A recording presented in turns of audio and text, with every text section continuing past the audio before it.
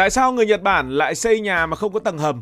Nghe có vẻ lạ đúng không nào? Ở Việt Nam, tầng hầm là chỗ để xe, chỗ làm kho, và trong những đợt lũ lụt thì tầng hầm cũng là chỗ để nuôi cá.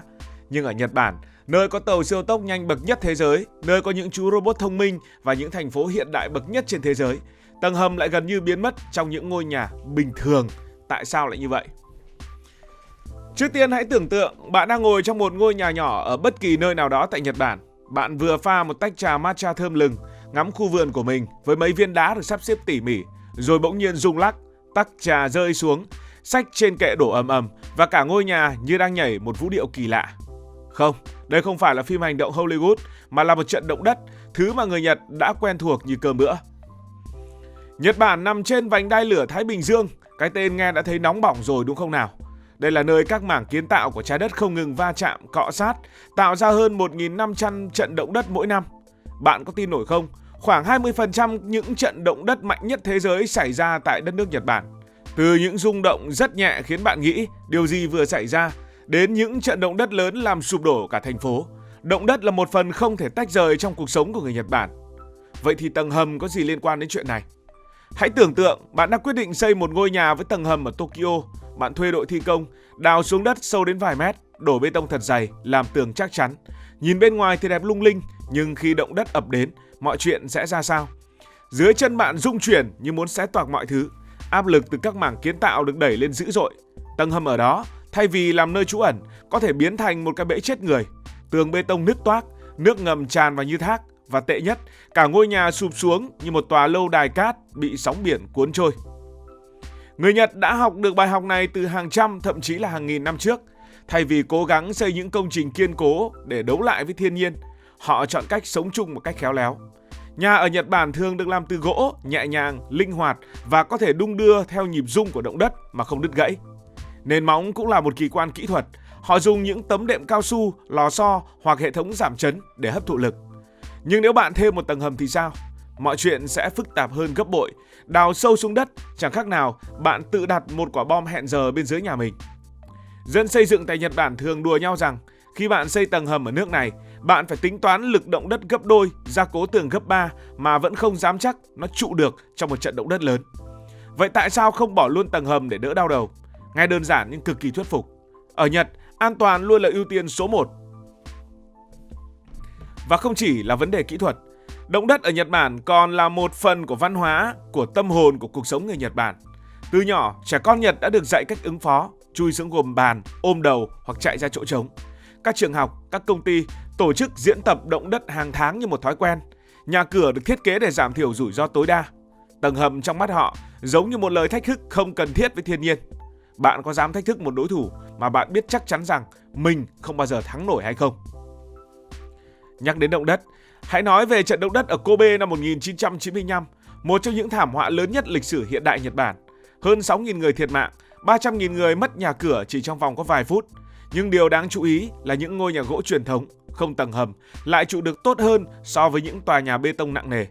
Một số nhà cũ ở khu vực ngoại ô thậm chí chỉ bị nghiêng chứ không sụp hoàn toàn. Trong khi đó, những công trình hiện đại hơn, đặc biệt là những tòa có tầng hầm sâu, bị hư hại nặng vì nền móng không chịu nổi áp lực. Đó là minh chứng sống cho triết lý, nhẹ nhàng, linh hoạt mới là cách để tồn tại.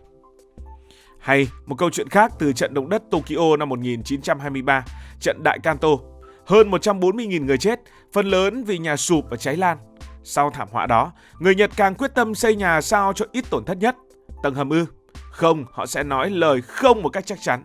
Họ không muốn thêm mạo hiểm nữa. Động đất đã đủ khiến bạn rùng mình hay chưa? Câu chuyện vẫn chưa hết. Bây giờ hãy tưởng tượng bạn đang đứng giữa một con phố ở Osaka. Trời tối sầm lại, mưa rơi xối xả như ai đó đổ trên bầu trời xuống cả xô nước. Đường phố biến thành sông, nước tràn vào các cửa hàng và những ngôi nhà xung quanh bắt đầu ngập úng. Chào mừng đến với mùa mưa tại Nhật Bản, nơi mà nước là kẻ thù thầm lặng của mọi ngôi nhà. Nhật Bản có khí hậu ẩm ướt đặc trưng với lượng mưa trung bình cao. Mùa mưa thường diễn ra vào tháng 6 và tháng 7, có khi cả tháng trời không thấy mặt trời. Nhưng không chỉ có mưa, tại các vùng ven biển, sóng thần mới là mối đe dọa còn đáng sợ hơn. Và đây chính là lý do thứ hai khiến tầng hầm bị người Nhật ruồng bỏ. Hãy nghĩ mà xem, bạn xây một tầng hầm ở dưới nhà, bạn đào sâu xuống đất, làm tường chống thấm, lắp máy bơm hiện đại, nhưng khi mưa lớn kéo dài hoặc sóng thần ập đến, nước sẽ làm gì? nó không hỏi ý kiến của bạn. Nước ngầm tại Nhật rất gần mặt đất, đặc biệt tại những thành phố lớn, nơi được xây trên đồng bằng phù sa mềm. Bạn đào xuống vài mét, nước đã sẵn sàng ùa vào như muốn nói: "Cảm ơn vì đã mời tôi vào nhà." Thử tưởng tượng bạn là một gia đình Nhật Bản sống trong ngôi nhà mơ ước và bạn xây cái tầng hầm của mình với rất nhiều dự định. Nhưng rồi một ngày mưa lớn, nước tràn vào như thác lũ. Mọi thứ đều sẽ ướt nhoét và bạn chỉ cần nhìn với ánh mắt trong bất lực mà thôi.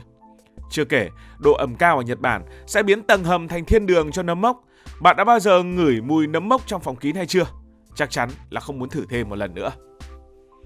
Người Nhật từ lâu đã tìm cách sống chung với nước. Nhà truyền thống của họ được nâng cao trên nền đất hoặc cột gỗ để tránh ngập. Ở vùng quê, bạn có thể thấy những ngôi nhà sàn kiểu Nhật, không cao như ở Đông Nam Á, nhưng đủ để nước mưa trôi qua mà không gây hại. Và tầng hầm sẽ làm gì trong hoàn cảnh này? Đó là một ý tưởng điên rồ, không bao giờ cần đến một tầng hầm, bởi vì từ xưa người Nhật Bản thậm chí còn xây nhà sàn chứ đừng nói đến xây nhà có tầng hầm. Và nếu mưa vẫn chưa đủ sợ thì sóng thần lại là ác mộng. Trận sóng thần Tohoku vào năm 2011 là một ví dụ kinh hoàng. Tháng 3 năm đó, một trận động đất 9,0 độ Richter ngoài khơi đã làm dậy sóng cao đến hàng chục mét, cuốn trôi cả thành phố, phá hủy 120.000 ngôi nhà và cướp đi gần 20.000 sinh mạng. Nếu ngôi nhà đó có tầng hầm, bạn nghĩ chuyện gì sẽ xảy ra? Nước biển tràn vào, không có cách thoát ra và tầng hầm biến thành một cái bẫy chết chóc. Sau thảm họa đó, người Nhật càng chắc chắn một điều: khi mà sống gần biển và trên đất ẩm, đừng bao giờ đào quá sâu xuống. Một câu chuyện khác từ vùng Kyushu, nơi thường xuyên bị lũ lụt. Năm 2020, mưa lớn gây ngập hàng nghìn ngôi nhà, nhưng những ngôi nhà truyền thống nâng cao lại ít tổn thất hơn. Trong khi đó, một vài công trình hiện đại có tầng hầm đã bị ngập hoàn toàn, nước rút đi để lại bùn lầy và đồ đạc hỏng hóc. Người dân ở đây vẫn kháo nhau rằng: "Tầng hầm à, đừng mơ, chỉ có khổ thêm mà thôi." Động đất, nước, sóng thần, lũ lụt chưa đủ làm bạn kinh ngạc thì vẫn còn những lý do thú vị khác để giải thích tại sao tầng hầm là thừa thãi và không phổ biến ở Nhật Bản. Thứ nhất là chi phí xây dựng. Đất ở Nhật thì đắt như vàng, đặc biệt là ở Tokyo, nơi một mảnh đất nhỏ xíu có thể có giá lên đến cả tỷ yên. Đào tầng hầm không chỉ tốn tiền vật liệu mà cần công nghệ chống động đất, chống thấm, đẩy chi phí lên gấp đôi và gấp 3. Người Nhật thì rất thực dụng và họ nghĩ rằng thay vì đào xuống, sao không xây cao lên cho rẻ. Thế là bạn sẽ nhìn thấy những ngôi nhà 2 tầng, 3 tầng hoặc thậm chí cao hơn nữa mọc lên khắp nơi. Thứ hai đó là văn hóa truyền thống. Những ngôi nhà ở vùng nông thôn Nhật Bản từ xưa không bao giờ có tầng hầm. Người Nhật thích không gian mở, gần gũi thiên nhiên với cửa sổ lớn và ánh sáng tự nhiên. Tầng hầm với họ vừa tối tăm vừa không thực tế. Nhưng đừng vội hiểu lầm, Nhật Bản không hoàn toàn nói không với tầng hầm. Ở các tòa chung cư cao tầng, trung tâm thương mại hay ga tàu điện ngầm, tầng hầm vẫn rất phổ biến. Chỉ là với những ngôi nhà của tư nhân, những ngôi nhà cá nhân bình thường, nơi người dân sống hàng ngày thì họ không thích tầng hầm. Vậy là chúng ta đã đi qua một hành trình dài, từ những cơn động đất rung chuyển đất trời đến mưa lũ và sóng thần biến ngôi nhà thành bể bơi. Người Nhật không xây tầng hầm không chỉ vì kỹ thuật mà còn vì họ hiểu sâu sắc thiên nhiên. Họ chọn cách sống nhẹ nhàng, linh hoạt và an toàn. Một bài học mà có lẽ ai trong chúng ta cũng sẽ nên suy ngẫm. Các bạn nghĩ sao về chuyện này? Nếu bạn sống ở Nhật, bạn có dám xây tầng hầm hay không? Hãy để lại ý kiến của bạn dưới phần bình luận.